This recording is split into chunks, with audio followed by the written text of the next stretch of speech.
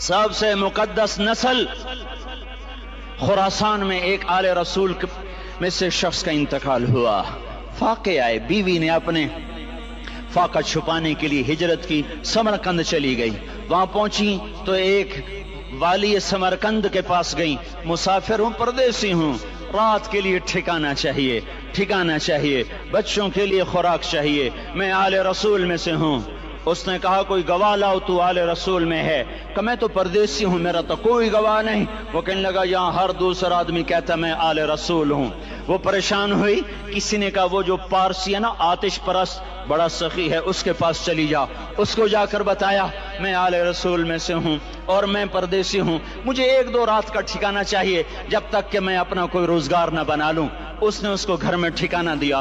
رات کو والی سمرقند نے خواب دیکھا کہ وہ جنت میں ہے اور ایک عالی شان محل ہے جس کے دروازے پر حضرت محمد صلی اللہ علیہ وسلم کھڑے ہوئے ہیں. اور یہ آ کر کہتا یا رسول اللہ یہ کس کا گھر ہے؟ تو آپ نے فرمایا ایک مسلمان کا گھر ہے. تو اس نے کہا یا رسول اللہ میں بھی مسلمان ہوں. تو آپ نے فرمایا اپنے اسلام پر گواہ پیش کرو، اپنے اسلام پر گواہ پیش کرو. تو ایسے کانپ گیا. پھر آپ نے فرمایا میری بیٹی آئی تو تو نے کہا گواہ پیش کر، تو تو بھی اپنے اسلام پر آج گواہ پیش کر. آل رسول سے تجھ سے وہ ضرورت کے وقت آئی اور تو نے گواہ مانگے. یہ خاندان ہے، یہ خاندان کائنات کا افضل ترین. اس کی آنکھ کھلی، اس کی ہائے ہائے چیخ پکار. او بھائی وہ بچے وہ عورت کہاں چلی گئی؟ کہا جی وہ پارسی سردار لے گیا. جو صبح صبح دھما دھم اس کا دروازہ جا کر کھٹکھٹایا. او بھائی منہ مانگا انعام لے لے، وہ خاندان مجھے واپس کر دے. تو اس کی آنکھوں میں آنسو آ گئے. کہا آقا سودا بن دیکھا تھا تو ہو جاتا، دیکھنے کے بعد سودا نہیں ہے.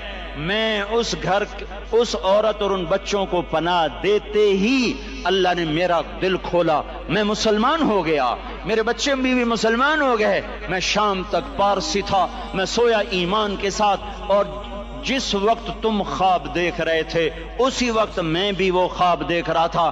جب تجھے دھتکارا جا رہا تھا تو مجھے اللہ کے رسول کہہ رہے تھے یہ محل تجھے دیتا ہوں، یہ محل تجھے دیتا ہوں.